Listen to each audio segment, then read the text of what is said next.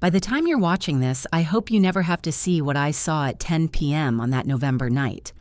I opened my daughter's kitchen door, and there she was, my Lily, 32 years old and 7 months pregnant, on her hands and knees, on the cold tile eating leftovers off the floor as she wiped them up with her bare hands. In the next room, I could hear laughter and clinking glasses from the dining table, where her husband and his family were finishing their meal. My granddaughter kicked under Lily's thin sweater while crumbs and sauce smeared under her trembling fingers. I lifted her up, marched toward that dining room, and the 5 words I would soon say to those people were already forming in the back of my throat. My name is Margaret Lawson, but almost everyone calls me Maggie, and up until a few years ago, I would have told you I'd lived a sensible, unremarkable life. I taught high school English for nearly 4 decades, raised 1 daughter with a good man I loved, kept my house tidy and my budget tighter, and believed that if you were careful and kind, the world would at least try to be fair.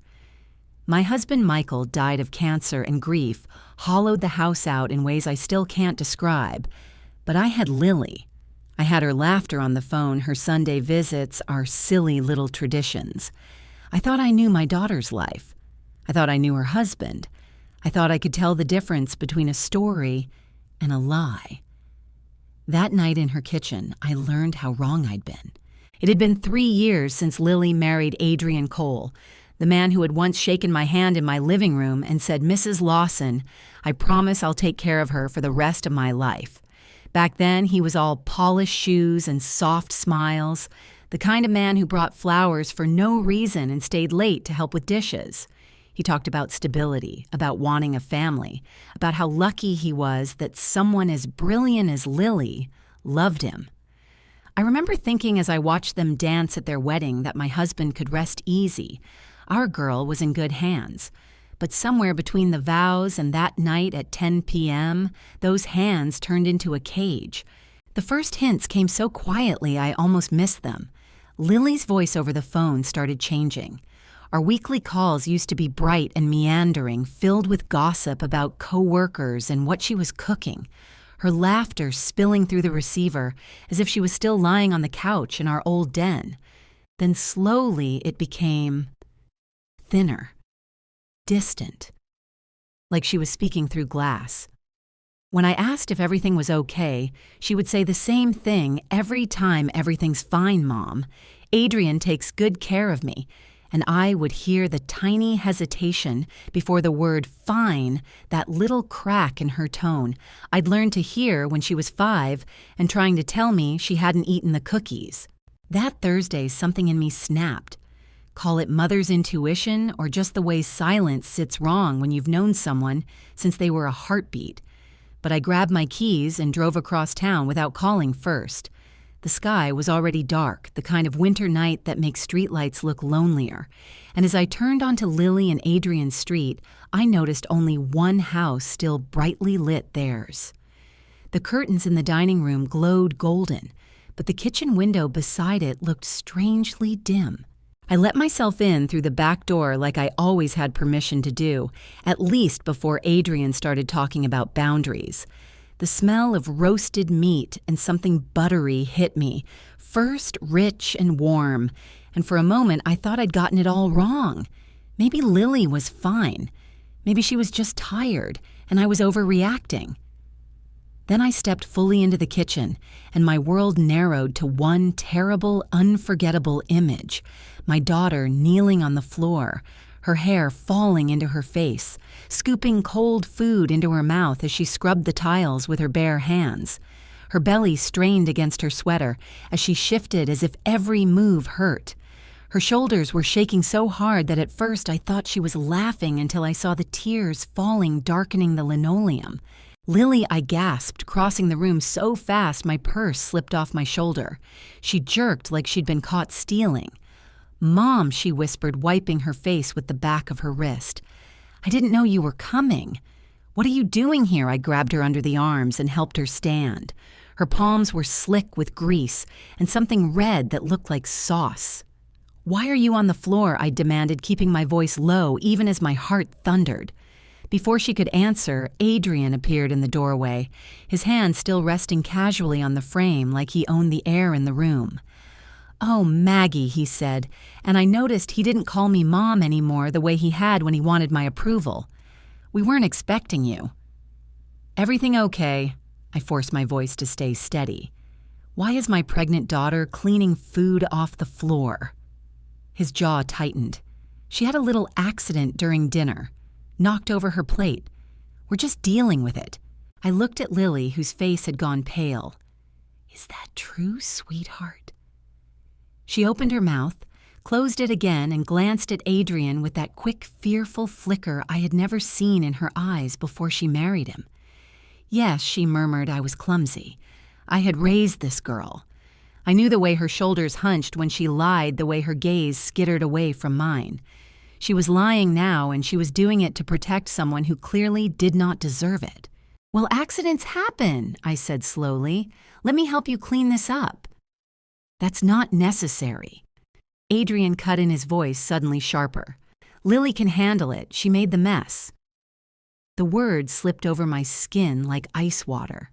Not a husband concerned about his wife, but a warden pronouncing a sentence. From the dining room, I could hear Eleanor's voice and Melissa's laugh, easy and carefree, floating over the sound of cutlery and wine glasses. 20 feet away, they were having a lovely evening, while my daughter crawled on the kitchen floor like a servant. In that moment, standing there between my shaking child and the man who was supposed to love her, something fierce and ancient woke up inside me. I didn't know it yet, but that night was the beginning of a war Adrian Cole never saw coming.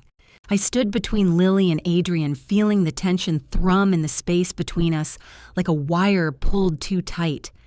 Adrian's eyes gave me that cold, appraising look I'd seen from him only once before, years ago when he thought I wasn't watching. It was the look of a man calculating risk, measuring control, deciding how much pushback he could tolerate before tightening the leash. I took Lily's hand, feeling how she trembled, her skin cool, despite the warmth of the kitchen. "Sweetheart," I murmured, "why don't you come sit down? You look exhausted." Adrian stepped forward smoothly, blocking my path with the ease of someone who'd practiced this game many times. "She's fine," he said. "Aren't you Lily?" She nodded too quickly, the gesture small and jittery. "I'm fine, Mom. Really." But she wasn't fine. Nothing about this was remotely fine. She was 7 months pregnant, pale as candle wax, shaking like a leaf, and terrified to contradict her husband. I forced myself to leave that night because staying would have escalated things in ways I wasn't yet prepared for. But as I walked out of that house and into the cold night air, I couldn't ignore the muddy footprints I'd noticed on the kitchen tiles. Heavy prints leading toward the dining room as though someone had tracked dirt inside intentionally.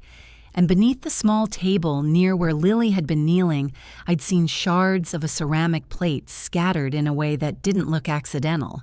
She hadn't dropped a plate. Someone had thrown it. For 3 days, I waited for Lily to call. She didn't.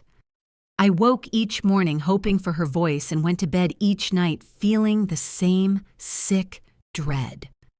By Sunday afternoon, I found myself sitting in my kitchen, coffee turning cold beside me, debating what to do. Should I confront Adrian? Should I go back to the house? Or would that push Lily further into whatever hold he had over her? My answer came unexpectedly on Tuesday afternoon while I was grocery shopping at the market. Lily and I used to visit every Wednesday before she married Adrian.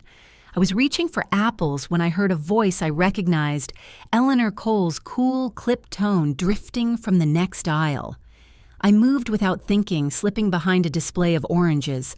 Eleanor was talking to another woman, a neighbor maybe, her voice lowered conspiratorially. "She's always been dramatic," she said. "Adrian tries so hard to help her, but she just refuses to learn. Some women simply aren't meant to be wives. They need constant guidance." The other woman tutted sympathetically. "Such a burden for Adrian. He's lucky to have you and Melissa to help." Eleanor sighed in that performative way I'd learned to recognize instantly. "We do what we can. Last Thursday, she made such a mess during dinner that Adrian had to make her clean it herself. Character building, you know. Character building. They were talking about the night I saw my pregnant daughter on the floor, but their version transformed her into the problem. Their tone held rehearsed disdain, like they'd been exchanging stories about her for months. I stood there frozen behind the oranges, gripping the cart until my hand ached. Later that afternoon, I drove to Lily's neighborhood and parked across the street, watching the house like a woman possessed. I knew it wasn't rational, but I couldn't shake the feeling that something was deeply wrong. Around 4 p.m., Adrian pulled into the driveway. Even from across the street, I could hear his raised voice through the open car door. "I told you the payment would be late. My wife doesn't understand money management. I'm handling it. My wife doesn't understand money management."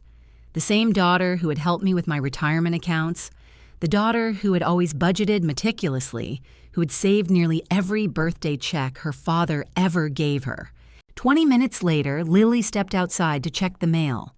She moved slowly, hand pressed to her lower back, one arm wrapped protectively around her belly. What struck me wasn't her careful gait. It was the way she looked over her shoulder as if afraid someone might catch her doing something wrong.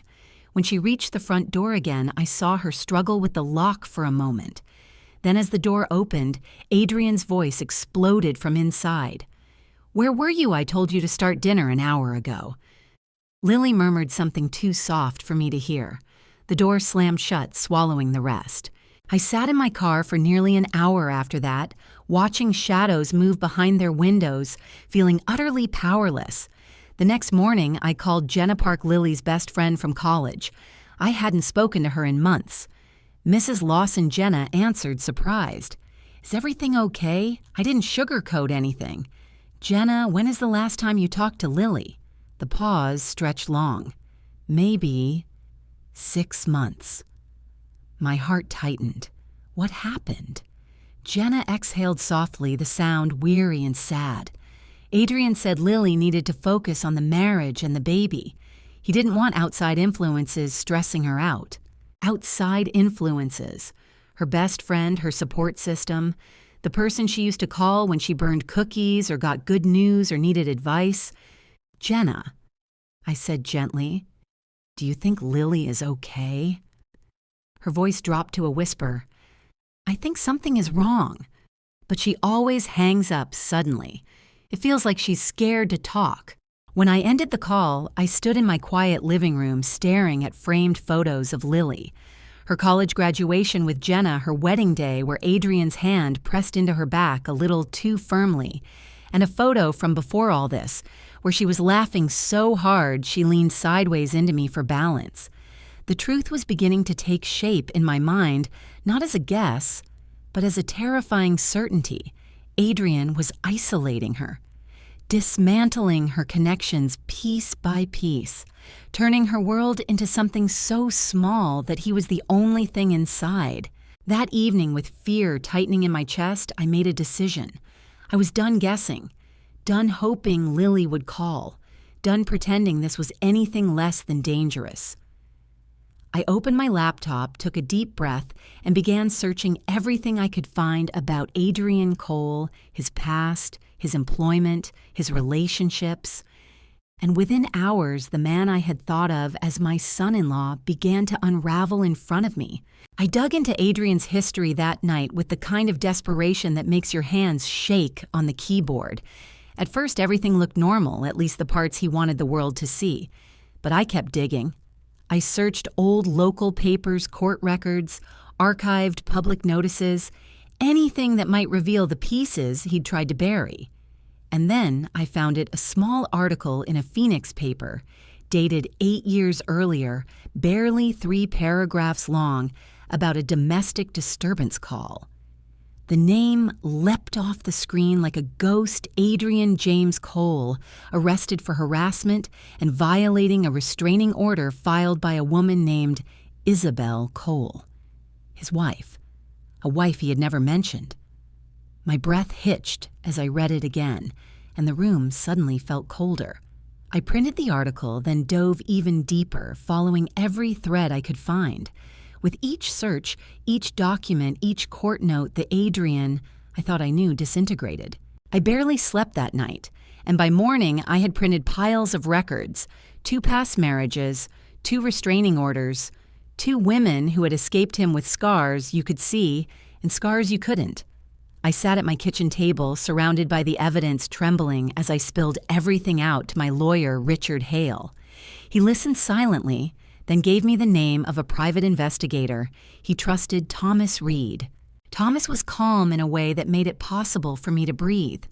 When I placed the documents in front of him, his face grew increasingly grim. "Mrs. Lawson," he said quietly, spreading the papers like puzzle pieces, "your son-in-law fits the exact pattern of a coercive controller. Men like this don't change. They evolve. They get smarter." I swallowed hard. "Can you find out what he's doing now?" "What he's hiding?" Thomas nodded. "Yes, but I need you to prepare yourself. These patterns don't stop until someone forces them to." Over the next 2 weeks, Thomas built a file on Adrian so thick it felt like a book of nightmares. Adrian had abandoned 2 previous families, each time leaving behind debt, emotional wreckage, and in one case, bruises documented in hospital records. Isabel had fled with their twin daughters to a shelter. His first wife, Lauren Price, had nearly died during an at-home birth, attended by an unlicensed midwife Adrian had chosen. He hadn't been charged in that case. Lauren was too terrified to file a complaint, but the medical notes hinted at something far more sinister than negligence. But the worst part wasn't the past. It was the present. Thomas placed a new set of documents in front of me, bank statements showing transfers from Lily's personal savings, nearly $43,000, into accounts Adrian owned alone. He had closed her account entirely. He had taken out loans in her name. He had gained access to her inheritance from Michael. "Where is the money going?" I whispered, already dreading the answer. "We're still tracing it," Thomas said. "But it isn't being used for household expenses." My heart pounded. Then what? Thomas hesitated. "I need more time to be sure." That afternoon, still shaking, I called Lily. She answered on the 3rd try, her voice small, thin. "Hi, Mom." I tried to sound calm, even as terror ran through my veins. "How are you feeling, sweetheart?" She hesitated. "Mom, Adrian thinks your visits might be stressing me out. He says with the pregnancy, my blood pressure." Her voice trailed off. "Lily," I said softly, "do you think I'm stressing you out?" Silence stretched. When she finally spoke, she sounded defeated. "I think I'm just tired. Everything feels hard. My heart broke. Are you eating enough? Are you taking care of yourself?" "Adrian makes sure I eat," she said. And there was something in the way she said, "makes sure," that chilled me. I reminded her she could call me any time, day or night. She whispered I know, but she didn't believe it. Then she hung up, saying Adrian was coming home for lunch. That night, after pacing my living room until well past midnight, I called Thomas again. Find everything I told him, my voice raw. Every account, every document, every secret. If he's hurting my daughter or planning to, I need to know. Thomas didn't hesitate. "I'll contact you the moment I have answers." And when the answers finally came, they were worse than anything I could have imagined. Worse than the financial theft, worse than the lies, worse than his past wives' stories. The truth Thomas uncovered revealed a man preparing for something far more sinister than control. Adrian wasn't just planning to leave Lily. He was planning to profit from her death. Thomas called me early on a Saturday morning, his voice taut in a way I had never heard before. "Mrs. Lawson," he said, "I need you to come to my office immediately. What I've found can't wait." Those words alone made my stomach pitch, but nothing could have prepared me for the evidence he laid out in front of me when I arrived 20 minutes later, still in the sweater I'd slept in. He spread the documents slowly, carefully, as though revealing a crime scene.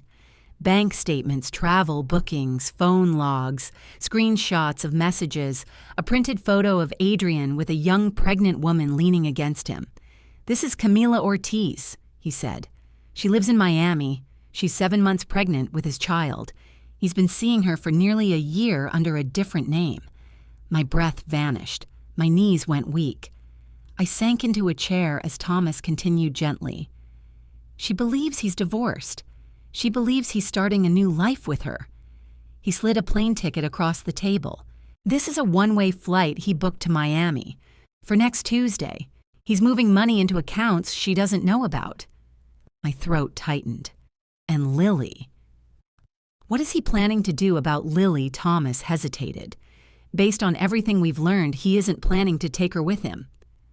I stared at the life insurance document he placed next to policy Adrian had taken out 6 months earlier in Lily's name. $500,000. Adrian was the sole beneficiary. He forged her signature on the will, Thomas added quietly. It leaves everything to him. But there's something else more urgent. He pushed a final document toward me.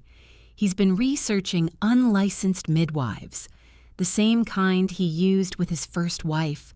He's trying to convince Lily to have a home birth, and he's already cut her off from her obstetrician. For a moment, the room spun. I reached for the table's edge, fighting to stay upright as realization crashed into place. Adrian didn't just want to abandon Lily, he wanted her gone. And he was preparing a scenario that would let him walk away clean with money in his pocket and a new family waiting in Miami. "We have to get her out of there," I choked. Thomas nodded, but carefully. Men like this become dangerous when they sense they're losing control. I drove straight to Lily's house, gripping the steering wheel like it was the only thing anchoring me to the earth. When I arrived and saw Adrian's car in the driveway, dread seized my lungs. But I couldn't back away. Not now. Lily opened the door before I even knocked.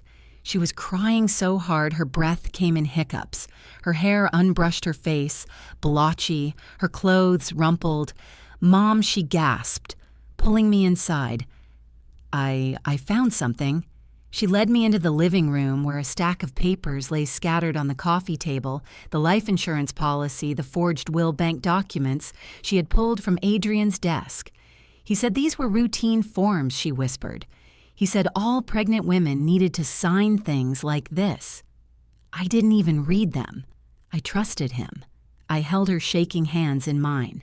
"Sweetheart, listen to me carefully," I said, forcing calm into my voice even as fear gnawed through me. "What you found is not normal. None of this is normal." She stared at the documents as though she'd never seen paper before, her voice trembling. "Why would he take out life insurance on me without telling me? Why would he need this much money?" That was when I realized she didn't yet understand the darkest part, and I felt something break inside me. "Lily." I whispered, "There are things you don't know about Adrian."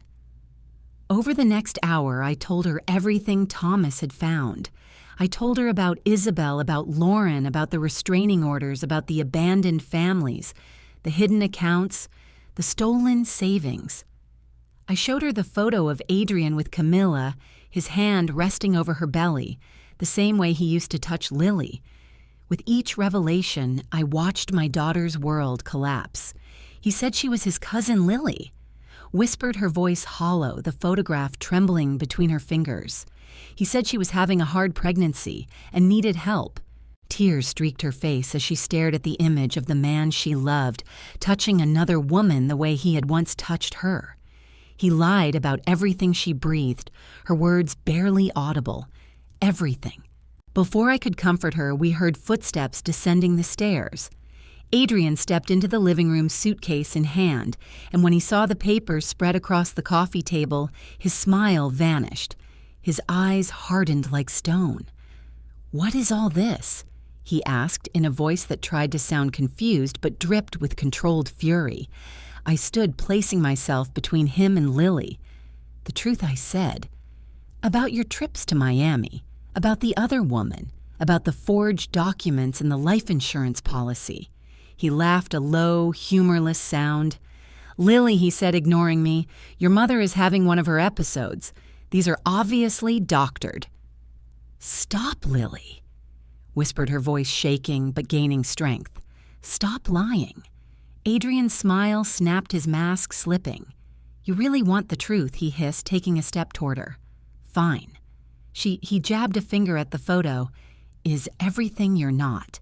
She appreciates what I do. She doesn't complain. She knows how to be a real partner. Lily flinched like he had hit her.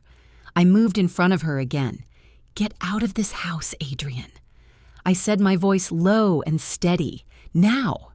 He sneered. "This is my house. Lily has nothing without me. No job, no money, no future. She'll come crawling back within a week." Lily lifted her chin, tears streaking her face, but her voice unwavering. "I would rather raise this baby in a cardboard box than spend another day with you. Get out." For the first time, Adrian's expression cracked. Something sharp and dangerous flickered across his eyes. But he grabbed his suitcase and headed to the door, pausing only once to turn back with a hateful smirk. "Check your credit report," he spat. "You might be surprised." The door slammed hard enough to rattle the windows. Lily sank onto the couch, her hands trembling over her belly as she whispered, "Mom, what am I going to do?" I wrapped my arms around her as tightly as I dared. "You're going to come home with me," I said. "We're going to protect you and this baby, and Adrian Cole is never going to hurt you again." What I didn't know then, what neither of us knew, was that exposing him wouldn't be the end of the story. It would be the beginning of a fight that would stretch across states, pull in victims from years past, and eventually bring down a man who had spent his entire life perfecting the art of deception. But in that moment, holding my daughter while she cried into my shoulder, all I cared about was getting her out alive. Lily moved back into my home that very night, a quiet, trembling figure who kept one hand protectively over her belly, as though shielding her unborn daughter from memories that still clung to her skin. The first few days were filled with a kind of exhausted silence. She drifted from room to room like someone learning to breathe again. I cooked her warm meals, tucked blankets around her legs, and made sure she never woke up alone. But even in safety, she startled at loud noises, checked the locks twice before bed, and jumped whenever her phone buzzed, until finally she turned it off completely. Adrian made no attempt to contact her, at least not directly. Instead, what he left behind was a trail of fraudulent credit accounts, missing funds, and pending charges that landed on Lily like blow after blow. My lawyer, Richard Hale, worked late nights forging a temporary financial shield, while Thomas coordinated with a social worker named Sophie Miller and a federal detective named Ryan Coley to build a case that could hold. Meanwhile, I watched my daughter slowly come back to life. She reached out to Jenna again, sobbing into the phone for nearly an hour while Jenna cried right along with her. She called Dr. Chu, her original obstetrician, who cleared her for a safe hospital delivery, and whistled sharply when Lily explained what Adrian had been pushing. That man wasn't planning a home birth. Dr. Chu murmured he was planning an emergency. Still, even with all the evidence, even with the safety around her, I knew the story wasn't over. Adrian was a man who didn't walk away from control. He redirected. He reinvented. He struck from shadows, and that truth landed hard the morning Thomas called me, his voice unusually sharp. "Maggie," he said, "we've tracked the money. Adrian is planning to flee Tuesday morning. Camilla's already agreed to meet with authorities. She knows everything now." My chest tightened. "Will they arrest him?" "They're coordinating with Miami police," he said. "But we need Camilla's formal statement, and we need yours and Lily's signed affidavits. Camilla Ortiz, the woman in the photograph, the woman carrying Adrian's other child. She had answered Thomas's call with disbelief, then horror, then a fierce anger. I recognized instantly the voice of a woman, realizing she had almost walked into the same trap. She promised to help. She promised to testify.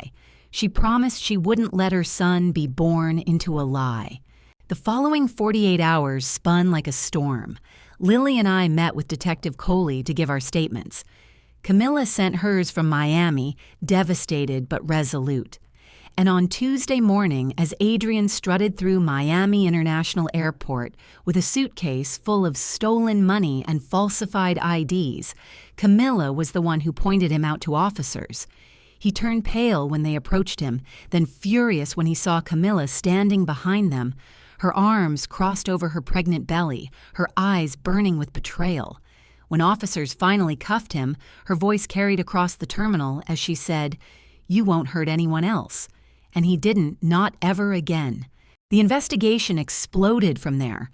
Detective Coley and Thomas worked alongside federal agents to unravel Adrian's decade of crimes: financial fraud, identity theft, coercive control across state lines.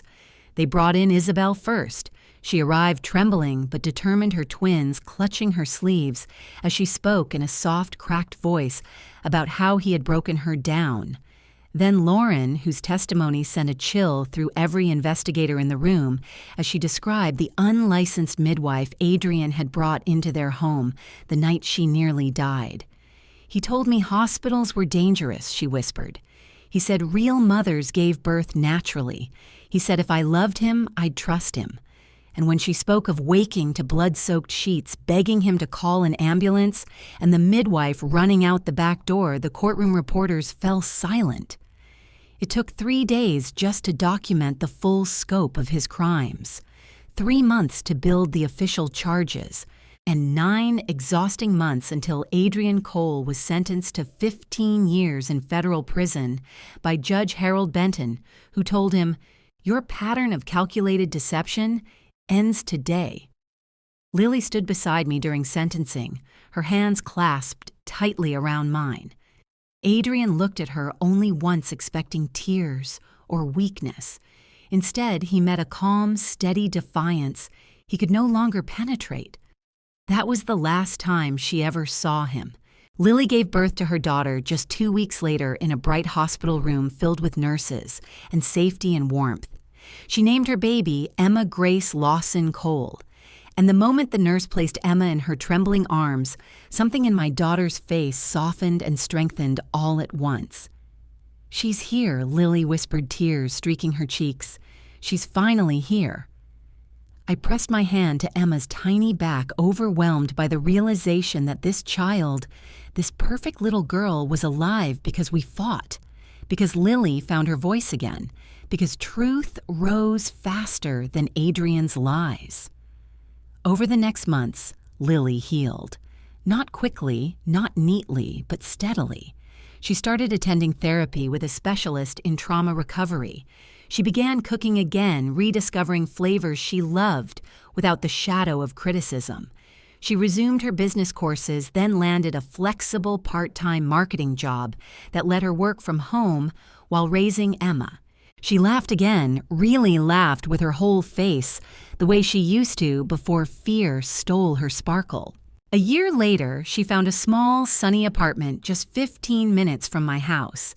She decorated Emma's nursery with soft yellow curtains and framed pictures of wildflowers. She bought herself a secondhand piano and played for Emma at night, soft lullabies that filled the space with a gentleness I hadn't heard in years. And then perhaps the greatest surprise of all, Detective Coley and Thomas uncovered a hidden account Adrian had been funneling money into. After all legal obligations and victim repayments, there was still over $230,000 remaining, and it belonged to Lily. She cried when she heard the amount, her hand pressed to her heart. "Mom," she whispered, "Emma's future is safe." But instead of keeping it all, she chose something remarkable. She reached out to Camilla, to Isabel, to Lauren, and together they formed the Ortiz Foundation, named for the first woman brave enough to step forward. The foundation now helps women escape abusive relationships, offering emergency housing, legal support, financial planning, and counseling. It turned Lily's pain into a lifeline for others. And me. My quiet house is no longer quiet. It echoes with Emma's tiny footsteps, her squeals of wonder, her belly laughs. Lily visits nearly every afternoon, filling my kitchen with warmth and music. The grief that once consumed me after Michael's death now shares space with something new: purpose, joy, family. We are whole again, not because the world decided to be fair, but because we fought for our own light. If you've stayed with me until now, maybe it's because part of this story echoes something in your own life or in the life of someone you love. So I want to leave you with this: love isn't just tenderness. Sometimes love is armor. Sometimes it is a voice, raised on behalf of someone who has been silenced. Sometimes it is the strength to say no more, and the courage to rebuild something beautiful from what was broken. And if you are in a situation that feels wrong, if you recognize pieces of Lily's story, please know this: you deserve safety. You deserve peace. You deserve a life where you don't have to shrink yourself to survive. Thank you for being here with me. If this story moved you, please like the video, share it with someone who might need it, and subscribe for more true, heartfelt stories. And tell me in the comments, what would you have done in my place?